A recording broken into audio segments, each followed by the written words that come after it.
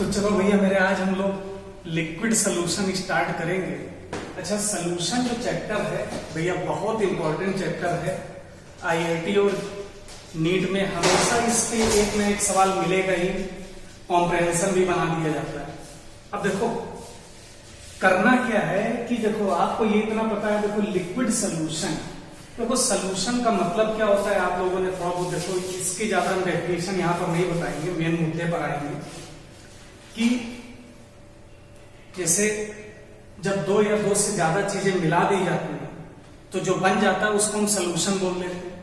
अब दो या दो से ज्यादा चीजें जो मिलाई गई हैं वो मिल करके होमोजीनियस मिक्सचर या हेट्रोजीनियस बना सकती है।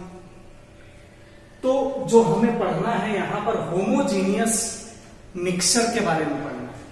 मतलब होमोजीनियस का मतलब क्या होता है, जितने भी कंपोनेंट्स प्रेजेंट हों उस पूरे मिक्सचर में सबका अगर देखा जाए तो हालांकि फिजिकल अपीयरेंस या ये बोल दिया जाए कि फेज सेम होना चाहिए। अब फेज में कई सारी चीजें आती हैं, वो सब चीजें थर्मोडायनेमिक्स में आप लोगों ने पढ़ा होगा।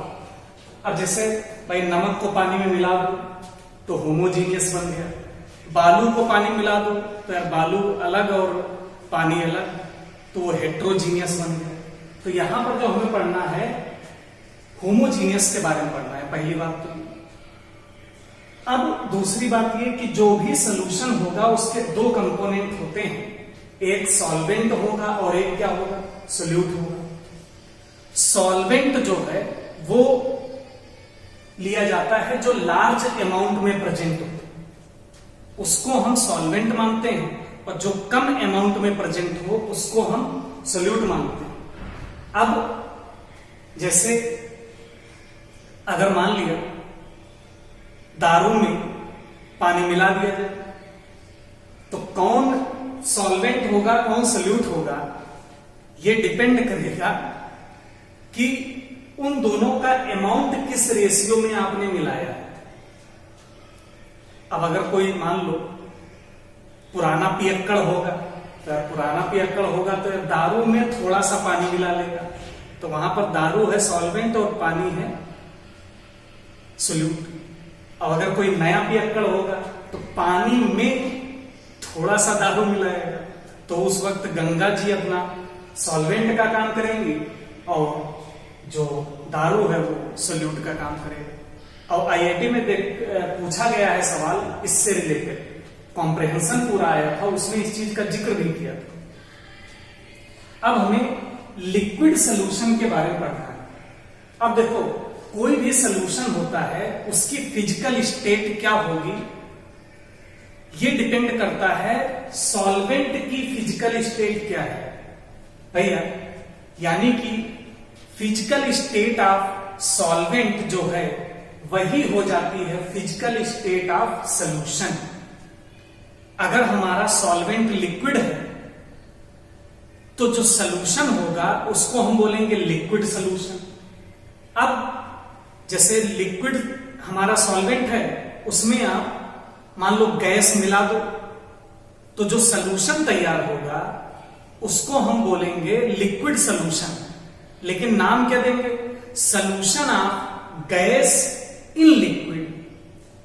अब ऐसे ही हमारा सॉल्वेंट क्या था, लिक्विड था, इसमें हमने मान लो सोल्यूट मिला दिया, तो जो सोल्यूशन बनेगा अभी भी हम इसको लिक्विड सोल्यूशन ही बोलेंगे, लेकिन नाम क्या देंगे, solution of solid in liquid.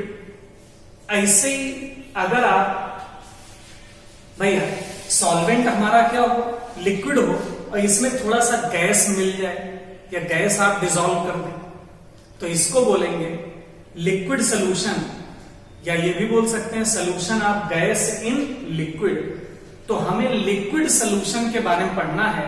इसका मतलब भैया यहां पर आप एक चीज बताओ, सॉल्वेंट हमारा हमेशा कौन होगा, लिक्विड होगा ऑलवेज। अच्छा, सॉल्वेंट हमारा लिक्विड होगा और सोल्यूट अगर बात करें तो सोल्यूट गैस भी हो सकता है, लिक्विड भी हो सकता है और सॉलिड भी हो सकता है। तो अब हम लोग स्टार्ट करने जा रहे हैं सबसे पहला solution of gas in liquid. अच्छा भैया solution of gas in liquid start करने जा रहे हो तो इसका मतलब यहां पर सॉल्वेंट हमारा कौन होगा, कोई लिक्विड होगा और गैस सोल्यूट का काम करेगी। तो in this solution solvent liquid and solute gas. अब जैसे आपने देखा होगा जैसे मान लो HCl गैस हो और उसको आप पानी में डाल दो, तो HCl गैस को जब आप पानी में डाल दो तो वो पूरा का पूरा डिसॉल्व हो जाती है और साथ साथ आयनाइज भी हो जाती है, वो H+ आयन और Cl-।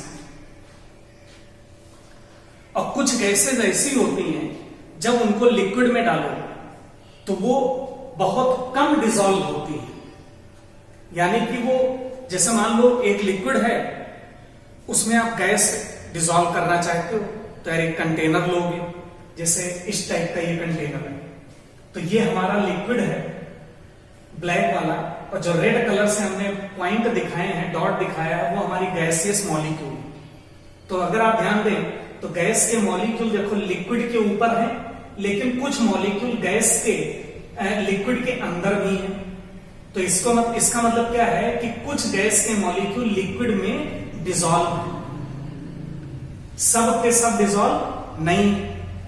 और कुछ ऐसे होते हैं जब आप कोई भी गैस लिक्विड में डालोगे तो वो पूरा का पूरा डिसॉल्व हो जाएगी, मतलब लिक्विड के ऊपर नजर नहीं आएगी। तो इसी वजह से हम बोलते हैं some gases are highly soluble in liquid and some gases almost insoluble। अब जैसे HCl गैस को गंगा जी में डाल दो तो पूरा का पूरा डिसॉल्व हो जाएगी, लेकिन HCl गैस को अगर हेक्सेन में डाल दिया जाए तो HCl गैस को जब हेक्सेन में डालोगे तो वो बहुत कम डिसॉल्व होती है, यानी कि लिक्विड हेक्सेन के अंदर जो HCl के मॉलिक्यूल होंगे वो बहुत कम प्रेजेंट होंगे, ऊपर ज्यादा प्रेजेंट होंगे। अब बात करेंगे कि भैया सॉल्युबिलिटी गैस की किन किन बातों पे डिपेंड करेगी लिक्विड में, यानी कि हम पढ़ने जा रहे हैं solubility of gas in liquid depends on following factors. अब इसमें सबसे पहला कौन है, nature of gas in liquid. देखो आपने ये पढ़ा होगा like dissolve like. Like dissolve like का मतलब ये होता है कि पोलर गैस पोलर सॉल्वेंट में बढ़िया डिसॉल्व हो जाती है और non polar gas non polar solvent में बढ़िया डिसॉल्व हो जाती है। और ये भी कहते हैं कि यूनिवर्सल भी है, रूल भी है, अपने ही जाति के लोग अपनी जाति को लव करते हैं, मतलब अपने में मिलाना चाहते हैं।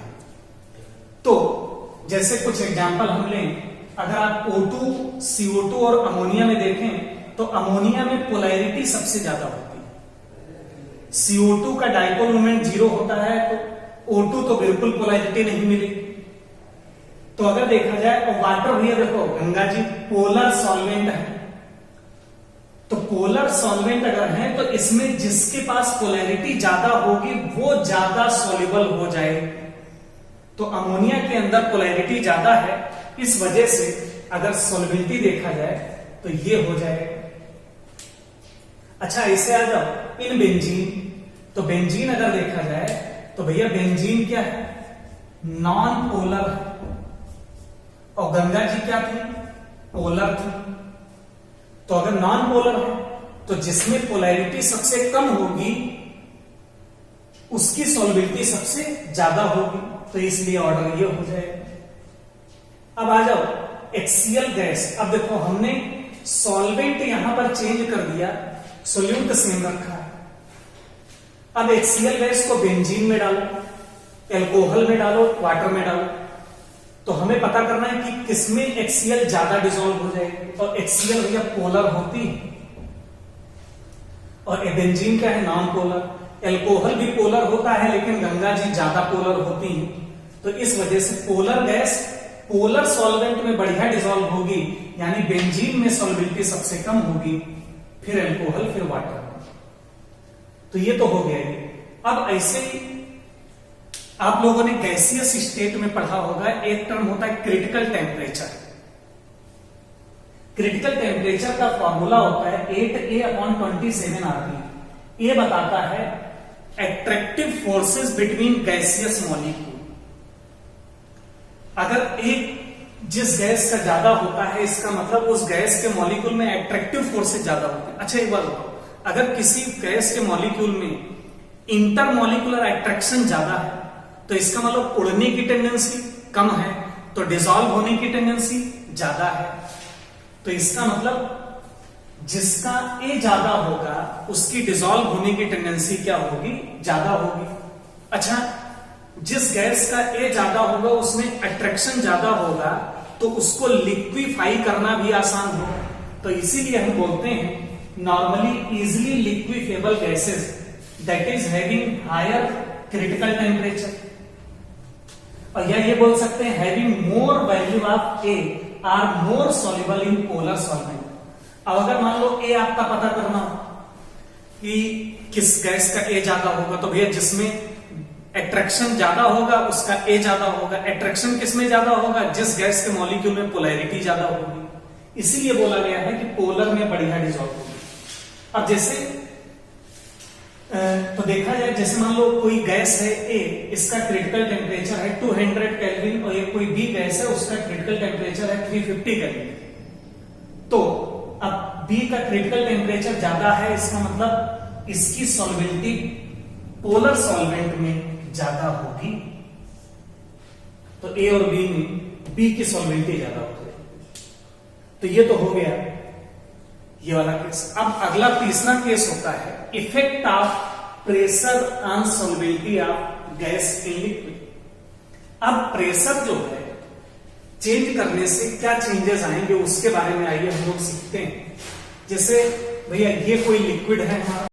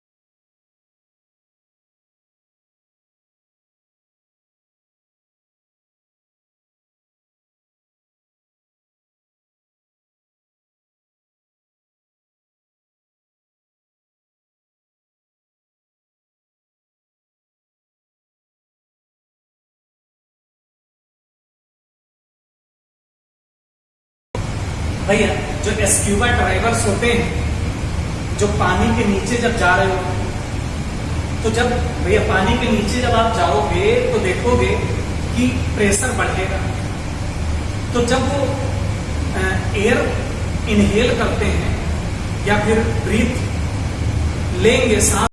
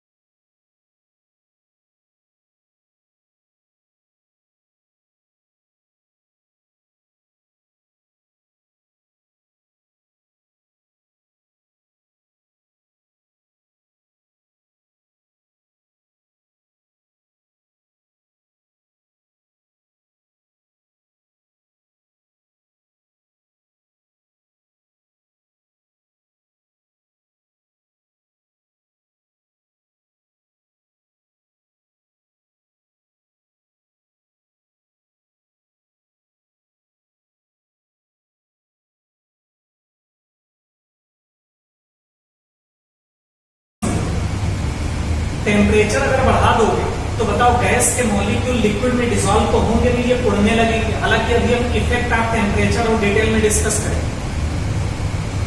तो जब टेम्परेचर बढ़ाओगे तो गैस के मॉलिक्यूल लिक्विड से उड़ने लगेंगे, तो यानी सॉल्वेंटी कम होने लगी। तो टेम्परेचर बढ़ाने से भैया सॉल्वेंटी क्या हो जाएगी, कम हो जाएगी। और सॉल्वेंटी अगर कम हो गई तो यहां से अगर लिखो तो KH इज इक्वल टू क्या लिख सकते हो, pressure into mole fraction of gas. अच्छा सॉल्वेंटी कम हो गई तो बताओ KH बढ़ गया, तो इसका कि सॉल्वेंटी कम हो गई तो KH क्या हो गया, बढ़ गया। तो रूल इससे क्या बन सकता है कि जिसका KH ज्यादा होता है उसकी सॉल्वेंटी कम होती है। ध्यान रखना, gases having higher value of KH have lesser solubility. अब अगर आप भैया ग्राफ की बात करें थोड़ा सा इसमें, जैसे आपने देखा कि प्रेशर इज इक्वल टू क्या है, KH into mole fraction of gas. अब आप प्रेशर ले लो, पार्शियल प्रेशर ले लो y एक्सिस पे, और भैया KH जो है ये स्लोप हो जाएगा, और x एक्सिस पर आप ले लो मोल फ्रैक्शन ऑफ गैस। तो y बराबर mx बने, और y बराबर mx अगर बना तो भैया हम बोलेंगे ये लाइन होगी पासिंग थ्रू ओरिजिन, और इधर ले रहे पार्शियल प्रेशर, इधर ले रहे मोल फ्रैक्शन ऑफ गैस। तो ये लाइन है। अच्छा, और इसका जो स्लोप है भैया ध्यान देना, स्लोप क्या है, KH। अच्छा तो अब क्या बोलेंगे भैया बताओ, स्लोप जिसका ज्यादा होगा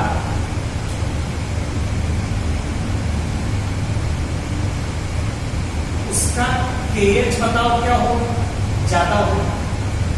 तो बताओ उस गैस की सॉल्वेंटी बताओ क्या हो जाएगी, कम हो जाएगी। तो अगर मान लिया दो गैसेस का ग्राफ दे दे, अब मान लो ये A गैस का ग्राफ है और ये मान लो B गैस का ग्राफ। अब A वाले का स्लोप ज्यादा है, B वाले का स्लोप कम है, तो यानी कि स्लोप कम तो सॉल्वेंटी ज्यादा, तो इस हिसाब से B की सॉल्वेंटी A से क्या होगी, ज्यादा हो जाएगी। तो ये तो हो गया हेनरी लॉ, और उससे रिलेटेड अभी हम प्रॉब्लम्स भी करेंगे हेनरी लॉ से रिलेटेड। अब आइए आते हैं effect of temperature on the solubility of gas in liquid. तो अगर आप इफेक्ट ऑफ टेम्परेचर की बात करें तो ये तो हमने पढ़ ही लिया कि भैया टेम्परेचर बढ़ाने से सॉल्वेंटी कम हो जाती है। और आपने देखा भी होगा कि भैया जैसे कोल्ड ड्रिंक ले लो, कोल्ड ड्रिंक को अगर आप फ्रिज में रख दें तो इसका मतलब टेम्परेचर आप कम करोगे, और टेम्परेचर कम करोगे तो जो कोल्ड ड्रिंक में CO2 गैस है वो और बढ़िया डिसॉल्व हो जाती है। इसी वजह से जब आप पियोगे तो कुछ ज्यादा ही CO2 पी जाओगे, इसलिए कोल्ड ड्रिंक पीना स्वास्थ्य के लिए हानिकारक होगा। अब देखो यार, तो अगला आते हैं इफेक्ट ऑफ भैया temperature on solubility of gas in liquid. तो अगर इफेक्ट ऑफ टेम्परेचर की बात करें,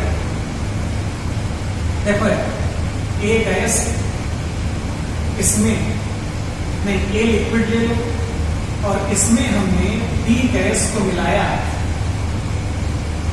तो भैया बन गया AB लिक्विड बन गया। अब अगर आप ध्यान से देखें, बहुत कम शब्दों में इसको एक्सप्लेन करेंगे, बहुत आसान है। देखो ये हमारे लिक्विड थे और ये पिस्टन ऊपर रखा हुआ है, ये है गैस के मॉलिक्यूल। अब देखो यहाँ पर लीच एटलियर प्रिंसिपल वगैरह सब कुछ लगाएंगे और कुछ गैस के मॉलिक्यूल यहाँ। और ये इतना पता है कि अब जब ये गैस के मॉलिक्यूल्स लिक्विड में आएंगे तो अभी भी ये गैसियस स्टेट में, लेकिन जब लिक्विड में आ जाएंगे तो भैया लिक्विड स्टेट में हो गए, और लिक्विड स्टेट में हो गए तो इसका मतलब उन्होंने अपनी काइनेटिक एनर्जी लूज किया होगा। क्योंकि गैस की काइनेटिक एनर्जी ज्यादा होती है, लिक्विड की कम होती है। तो कहने का मतलब यह है कि जब कोई भी गैस लिक्विड में डिसॉल्व होगी तो वो अपनी एनर्जी लूज करेगी, यानी कि solubility of gas in liquid is exothermic process, यानी कि इस प्रोसेस का डेल्टा एच क्या होगा? नेगेटिव।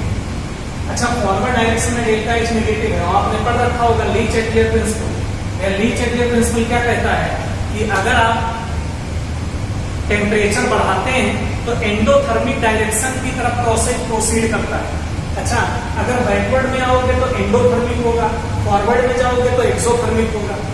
तो इस वजह से टेम्परेचर कम कर दोगे तो फॉरवर्ड डायरेक्शन में जाएगी, एक्सोथर्मिक डायरेक्शन की तरफ, यानी सॉल्वेबिलिटी बढ़ जाएगी। अब अगर आप देखें तो अगर इसका इक्विलिब्रियम कांस्टेंट लिखा जाए, अच्छा इक्विलिब्रियम कांस्टेंट क्या होगा?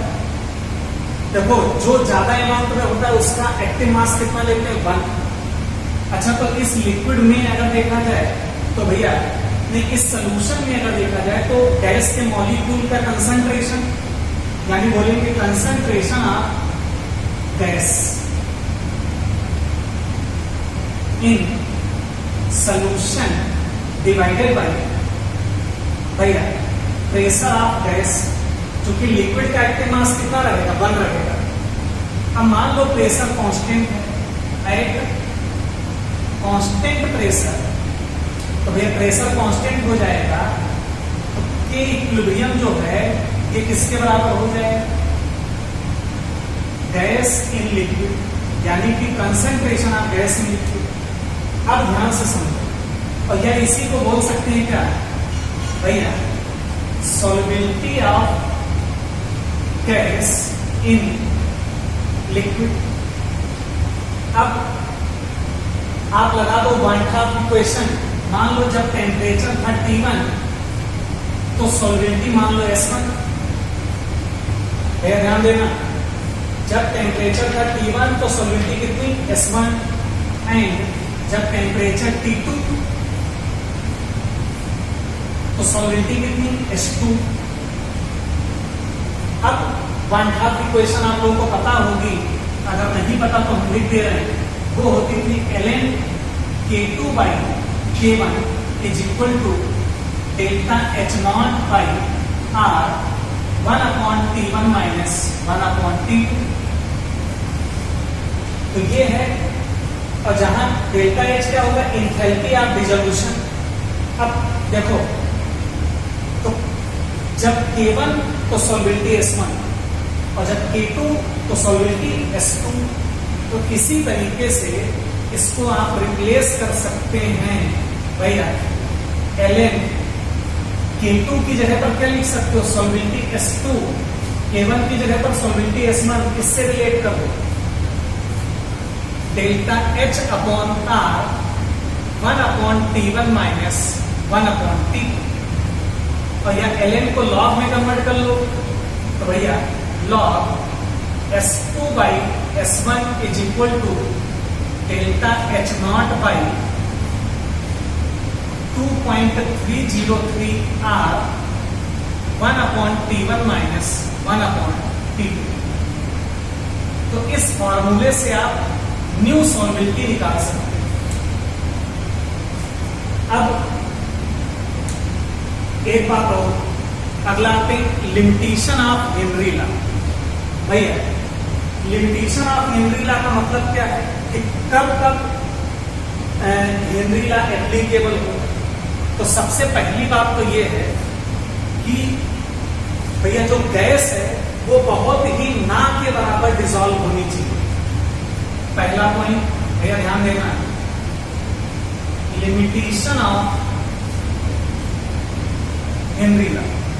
तो हेनरी लॉ की जो लिमिटेशन है उसका सबसे पहली बात तो यही है कि गैस जो है, सबसे पहला पॉइंट आप लोग लिख लेना, gas should be sparingly soluble, ना के बराबर डिसॉल्व होनी चाहिए। दूसरी बात,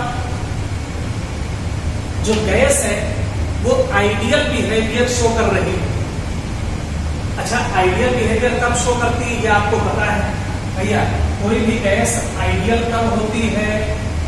at high temperature and low pressure. तो इसी वजह से हम बोलेंगे Henry law is applicable at high temperature and low pressure. और तीसरी बात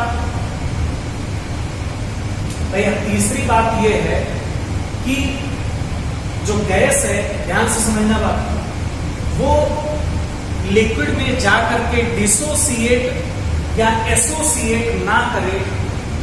जैसे HCl गैस अगर ले लिया जाए तो भैया अब इसको गंगा जी में अगर डाल दो तो पढ़ा होगा आपने H plus ion aqueous plus Cl minus ion aqueous में टूट। तो इसका मतलब यहां पर हेनरी लॉ एप्लीकेबल नहीं होगा। तो ये इतना तो थ्योरेटिकल बातें हो गई। अब आइए हम लोग कुछ न्यूमेरिकल्स कर लेते हैं एक एक कर। जैसे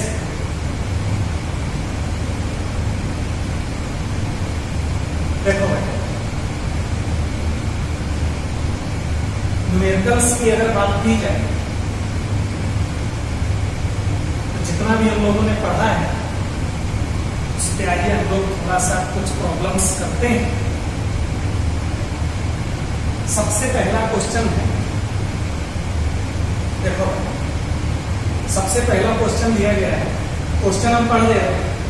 for the solubility of O2 gas in water, enthalpy change is equal to minus का 34 kilo joule per mole of O2 dissolve. If the concentration of O2 gas in water at 20 degree centigrade is 0.001 m, then calculate its concentration at 20 degree centigrade, नहीं -20 degree centigrade. कहने का मतलब यह है भैया, O2 gas जो है in water, उसने कहा है कि जब टेम्परेचर कितना है भैया, एट 20 डिग्री सेंटीग्रेड सॉल्युबिलिटी है। अब मान लो एट 20 डिग्री सेंटीग्रेड सॉल्युबिलिटी, उसको S1 मान लो, और वो कितना दे रखा है 0.001। और हमें बताना क्या है, -20 डिग्री सेंटीग्रेड पर S2 बताना है। तो भैया बहुत आसान है, इसको केल्विन में कन्वर्ट करो और आप फार्मूला लगा। तो अगर फार्मूला लगाओगे तो इसको आप केल्विन में कन्वर्ट करने के लिए 273 ऐड कर लेना। तो फार्मूला डायरेक्ट लगा दो, log S2 by S1 is equal to delta H0 divided by 2.303 or 1 upon T1 minus 1 upon T2। अच्छा, तो इसको अगर केल्विन में कन्वर्ट करोगे 273 जोड़ करके तो T1 बराबर कितना निकल के आएगा 293 केल्विन आ जाएगा। और इसमें अगर आप 273 जोड़ दोगे तो T2 कितना निकल के आएगा 253 केल्विन आ गया। तो इस हिसाब से अगर आप वैल्यूज पुट कर दो, log S2 आप ध्यान दें, हमें निकालना है S1 कितना है 0.001 इज इक्वल टू, अब देखो डेल्टा H0 की वैल्यू कितना गिवन है भैया, डेल्टा H0 गिवन है माइनस कर 34 किलो जूल पर मोल गिवन। तो किलो जूल में है तो माइनस का 34 डिवाइडेड बाई 2.303। अब किलो जूल को जूल में बदल लो तो 10 की पावर 3, और R की वैल्यू जूल में क्या होती है 8.314 1 अपॉन T1 यानी 293 माइनस 1 अपॉन भैया 253। तो यहाँ अब अगर आप इस इक्वेशन को पूरा सॉल्व करेंगे तो भैया ये लगभग निकल के जो S2 आता है वो आता है 0.1 m आ जाता है। यानी कि आप खुद ही देख लो, टेम्परेचर कम करने से सॉल्युबिलिटी बढ़ गई। ऐसे ही भैया क्वेश्चन नंबर 2 पे आया। क्वेश्चन नंबर 2 जो है वो हम हेनरी लॉ पे कुछ कर रहे हैं, उसको आप लोग समझें। क्वेश्चन है for O2 gas the value of KH is 8 kilowatt, यानी कि O2 देखो लिखते जाओ, O2 का जो KH है वो कितना दिया गया है, 8 किलोवाट दिया गया है। अब ये है एट 25 डिग्री सेंटीग्रेड। अब how many gram of O2 gas dissolve in 500 gram water at 25 degree centigrade and 5 बार, ये हमको बताना है। यानी कि भैया O2 का वेट बताना है इन ग्राम एट 5 बार इन कितने, ध्यान दो भैया 500 ग्राम वाटर। तो अगर आप इस हिसाब से देखो तो बहुत आसान होगा। हेनरी लॉ क्या कहता है, हेनरी लॉ क्या कहेगा, partial pressure of O2 is equal to KH of O2 into mole fraction of gas, यानी O2। अब पार्शियल प्रेशर ऑफ O2 बताओ कितना बोल रहा है, 5 बार, तो ये 5 हो गया। KH कितना है, 8 किलो बार है, किलो बार को बार में कन्वर्ट करना है 10 की पावर 3। अब आ जाओ, देखो मोल फ्रैक्शन क्या होता है, मोल जिसका मोल फ्रैक्शन निकालना उसका मोल, यानी मोल of O2 divided by total mole, और टोटल मोल में O2 का मोल प्लस गंगा जी का मोल। अच्छा भैया ग्राम कितना है वाटर का, 500, तो मोल of O2 weight upon molecular weight 500 divided by 18। अब एक यहाँ पर अप्रोक्सीमेशन होता है, वो आप लोग ध्यान रखें। अच्छा बताओ, हेनरी ने क्या बोला था कि जो गैस के मोल है वो ना के बराबर डिसॉल्व होते हैं लिक्विड में, तो यानी कि लिक्विड के कंपेयर में जो गैस का अमाउंट है समेशन में वो बहुत कम होगा। इस वजह से इसको हम अप्रोक्सीमेटली मोल ऑफ वाटर ही लिख देते हैं, क्योंकि मोल ऑफ O2 जो है वो मच लेस देन होगा मोल ऑफ वाटर, क्योंकि ये हेनरी लॉ के हिसाब से ही। तो इस वजह से 5 इज इक्वल टू 8 इंटू 10 की power 3 into mole of O2 divided by mole of Ganga ji. अच्छा मोल ऑफ गंगा जी कितना, 500 डिवाइडेड बाई 18। तो यहां से आप क्या निकालोगे, मोल ऑफ O2 निकाल लो। अच्छा जब मोल ऑफ O2 निकाल लोगे, सॉल्व कर लेना, तो वेट ऑफ O2, भैया वेट क्या होता है, मोल of O2 into molecular weight of O2, molecular weight भैया 32, तो ये वेट ऑफ O2 आ जाएगा डिसॉल्व इन वाटर। ऐसे अगर आप एक सवाल हो,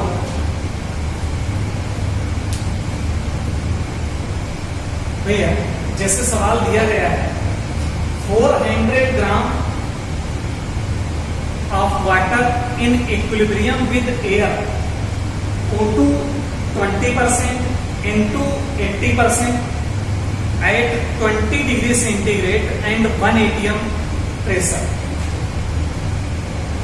गिवन है KH of O2 is equal to 40 into 10 की power 3 atm and KH of N2 80 into 10 की पावर 3 atm। ये इतना गिवन है। अब कैलकुलेट हमको करना है, इसमें कई पार्ट हैं, 3 पार्ट हैं, तीनों को कैलकुलेट करना है। ये आप लोगों को खुद सॉल्व करना है, अगले लेक्चर में हम इसको डिस्कस करेंगे। ए पार्ट है इसका, calculate the molar ratio of these gases dissolve in the solution. B part है What are the masses of O2 and N2 gases dissolved in the solution? C part है, if all the gases dissolved in the solution is completely removed from the solution and collected in a container of 4 liter capacity at 25 degrees centigrade, what should be the pressure exerted by the gaseous mixture? ये आप लोगों को सवाल कर लेना है। और एक लास्ट पॉइंट ये है कि बहुत ही इंपॉर्टेंट पॉइंट है, ये थ्योरेटिकल पार्ट है, कि अगर आप भैया गैस की solubility in terms of volume low, तो गैस की जो सॉल्युबिलिटी है वो इंडिपेंडेंट होती है प्रेशर के। इस बात को ध्यान रखना। अगर आप in terms of volume gas की सॉल्युबिलिटी कंसीडर कर रहे हो तो प्रेशर के इंडिपेंडेंट होती है गैस की सॉल्युबिलिटी। आज के लिए इतना।